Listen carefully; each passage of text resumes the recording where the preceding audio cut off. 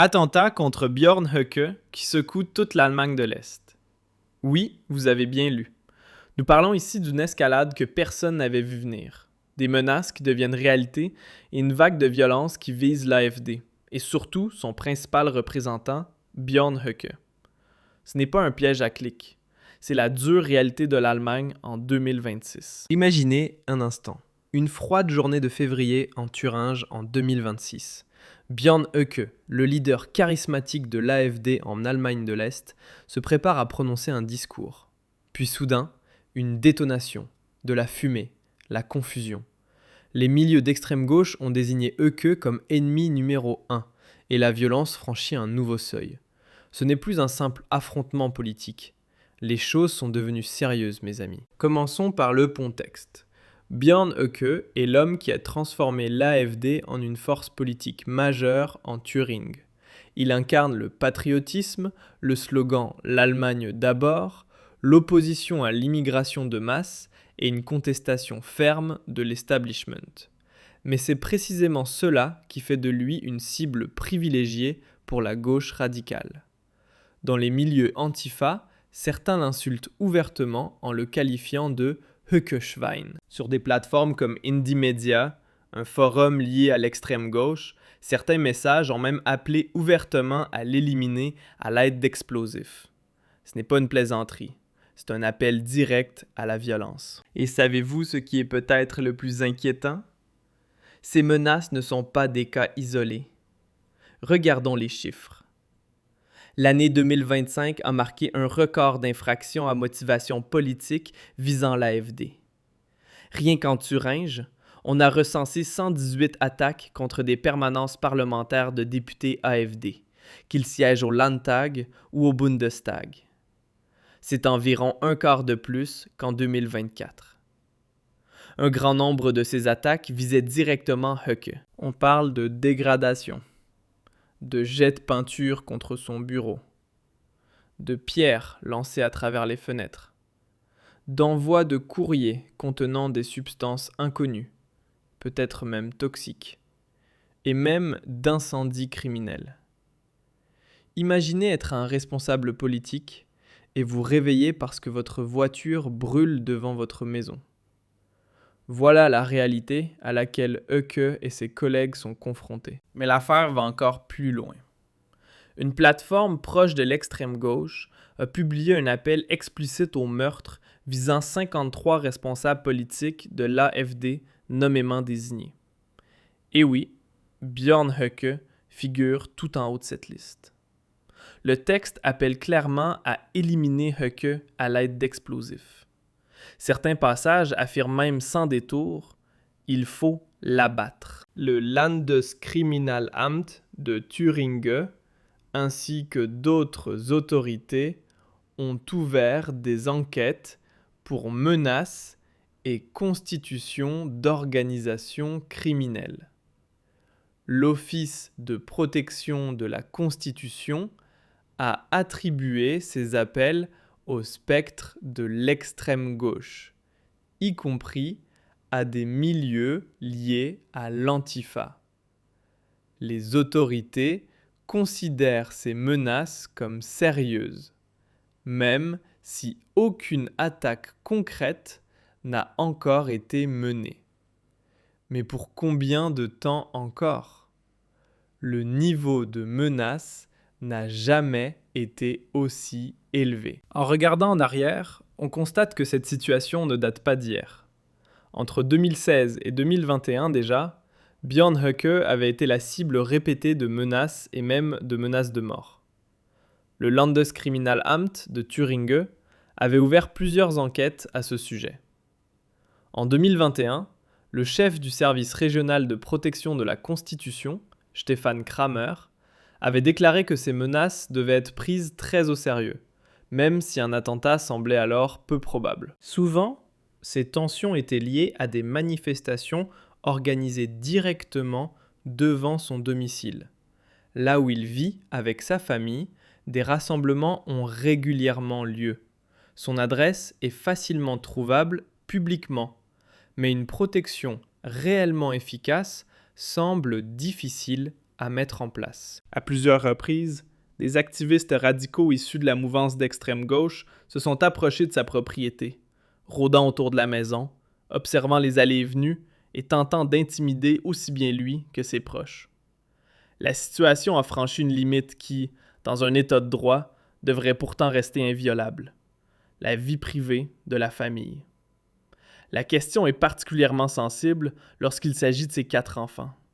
Leur identité ne doit en aucun cas être rendue publique. Höcke lui-même a averti que ce serait la pire des choses si des adversaires politiques découvraient leur nom ou l'école qu'ils fréquentent.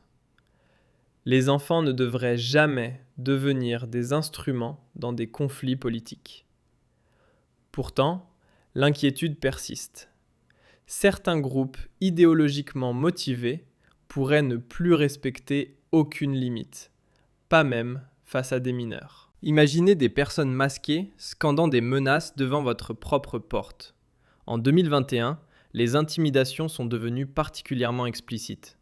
Des menaces de mort et même d'attentats à l'explosif ont été formulées directement contre lui. Selon la version de Höcke, les militants de l'Antifa agissent de manière lâche, dissimulée derrière des masques, évitant toute responsabilité personnelle. Il estime que cette manière d'agir, anonyme et dissimulée, donne l'impression d'un mouvement sans véritable courage ni conviction, ce qui, aux yeux d'une partie de la société, réduit leur crédibilité. Lui, au contraire, affirme assumer publiquement ses déclarations, ses positions et ses valeurs, sans se cacher ni agir derrière un masque. Et maintenant, en février 2026, la situation semble avoir franchi un nouveau cap. Tandis que toutes ces menaces continuent de couver en arrière-plan, l'apparition de Höcke en Bavière déclenche une nouvelle polémique. Oui, pendant la campagne des élections communales bavaroises, certains ont tenté de lui interdire de prendre la parole. L'argument invoqué reposait sur une disposition légale permettant d'annuler des événements si l'on craint des propos antisémites. Mais savez-vous ce qui s'est passé ensuite ? Les tribunaux ont annulé cette interdiction. Le tribunal administratif supérieur de Bavière l'a jugée irrecevable. À Salle, en Haute-Bavière, comme à Lindenberg, Höcke a finalement été autorisé à parler.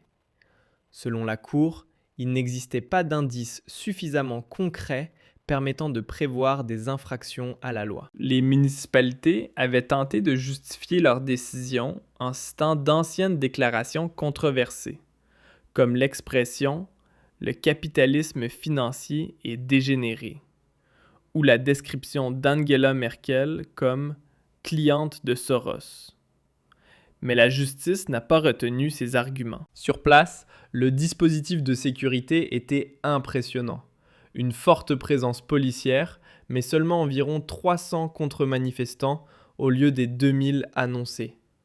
Aucune confrontation majeure n'a eu lieu. Höcke a prononcé un discours relativement mesuré, presque d'un ton présidentiel.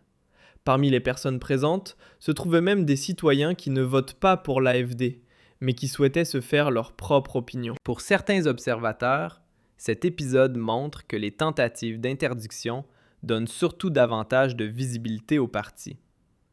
Les critiques rétorquent que les extrémistes ne devraient pas disposer d'une tribune publique. D'autres, au contraire, parlent de censure. L'affaire illustre à quel point il est complexe, dans une démocratie, de gérer des personnalités politiques très polarisantes. Et au final, Höcke a pu s'exprimer. Mais l'histoire ne s'arrête pas là. Et la semaine a pris une tournure encore plus spectaculaire. L'AfD n'a pas remporté une seule victoire juridique, mais 3. Première étape, la ville de Lindenberg avait voulu interdire l'utilisation de la salle municipale pour un événement de l'AfD auquel devait participer Höcke.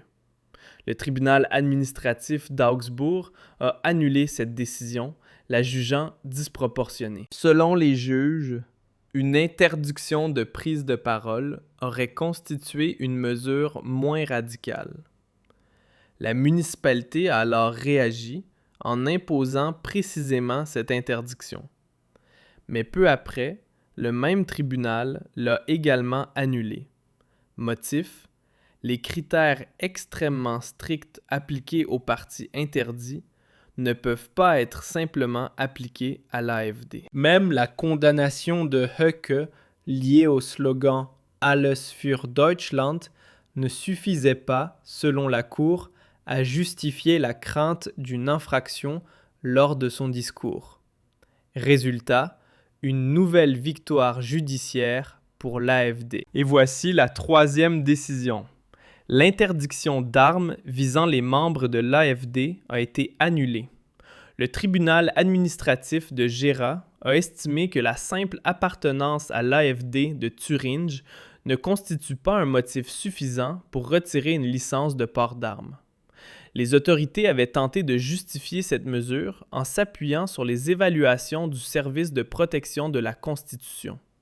Mais pour la Cour, aucun élément concret ne prouve l'existence d'une attitude combative ou agressive. Pour certains observateurs, cette décision représente un revers sérieux pour les critiques du parti. Elle rappelle surtout un principe fondamental. Dans un État de droit, la loi doit s'appliquer à tous, et pas seulement aux forces politiques dominantes. Selon Björn lui-même, cette succession d'événements confirme une conviction qu'il nourrit depuis longtemps. À ses yeux, les partis traditionnels, souvent avec l'appui de courants issus de la gauche, chercheraient à affaiblir politiquement l'AfD et à limiter sa capacité d'action. Dans son interprétation, la stratégie consisterait à réduire au minimum la protection accordée au parti, à compliquer ses possibilités de défense et à l'exposer davantage aux pressions et aux attaques de ses adversaires politiques. Pendant ce temps, la tension continue de monter. Des voies ferrées paralysées, des coupures de courant attribuées à des actes de sabotage, et du côté du gouvernement, le silence. Friedrich Merz et la CDU? Selon les critiques, aucune condamnation claire de la violence issue de l'extrême gauche. Au contraire, ils seraient davantage préoccupés par des alliances politiques avec les Verts. Alice Weidel dénonce cette attitude qu'elle juge lâche et irresponsable. Pour elle, il est urgent d'adopter une position ferme contre la violence politique d'extrême gauche avant qu'il ne soit trop tard. Elle affirme que l'AfD est la seule formation politique à aborder ce sujet de front et à proposer des réponses. C'est précisément pour cette raison, dit-elle, que le parti serait régulièrement attaqué et discrédité. Et selon certains commentateurs, les tensions pourraient encore s'intensifier. Un document de coalition ayant fuité évoquerait un projet attribué à Friedrich Merz. Retirer le droit d'éligibilité aux personnes condamnées pour incitation à la haine. Pour les critiques, une telle idée évoque une dérive inquiétante. Ils observent qu'en Europe, certains responsables politiques, comme Marine Le Pen, ont déjà été affaiblis par des procédures judiciaires. La même stratégie pourrait-elle apparaître en Allemagne? Si l'interdiction pure et simple de l'AfD s'avère trop complexe juridiquement, certains se demandent si des lois plus strictes pourraient viser directement certaines figures du parti. Le débat porte aussi sur la frontière entre discours controversés et discours de haine. Höcke pose la question publiquement. Jusqu'où une démocratie peut-elle aller dans la limitation de la parole politique?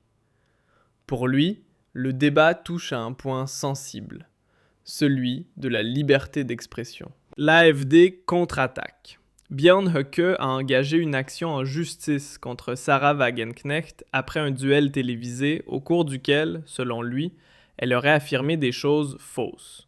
Elle l'aurait accusé de vouloir expulser entre 20 et 30 millions de migrants, une exagération que Höcke qualifie de grotesque. Pour l'AfD, ce genre d'accusation déforme le débat public. Le parti insiste sur le fait qu'il n'est plus une formation marginale. Dans plusieurs régions, il constitue désormais la principale force d'opposition. Et selon ses dirigeants, cela implique aussi un droit à un débat politique basée sur des faits et sur la vérité. Pour Alice Weidel, la situation actuelle est un véritable signal d'alarme. Elle estime que la menace de l'extrême gauche ne concerne pas seulement un parti, mais l'ensemble de la société. Que faire alors ? Selon elle, les citoyens devraient s'informer directement, sans filtre, notamment via les réseaux sociaux comme X. Elle appelle aussi à soutenir politiquement l'AfD, qu'elle présente comme l'un des rares partis à aborder ces questions ouvertement. Elle relance également la revendication de supprimer la redevance audiovisuelle allemande, la GEZ, en demandant pourquoi les citoyens devraient financer des médias qu'elle accuse de partialité. Son message est clair. Signaler les actes de violence, rester vigilant et ne pas rester silencieux face à ce qu'elle considère comme des dérives politiques. Selon les partisans de ce récit, la semaine écoulée pourrait marquer un tournant. Les décisions judiciaires auraient mis en difficulté l'establishment politique. La question se pose désormais, assiste-t-on à un changement de climat politique? Certains invitent le public à réfléchir et à partager son opinion. Ces événements vont-ils influencer l'opinion publique? Pour les soutiens de l'AfD, les déclarations de Höcke et de Weidel doivent être perçues comme des avertissements. Le débat reste ouvert. Et le message adressé au public est simple. Rester attentif, s'informer et participer activement au débat démocratique.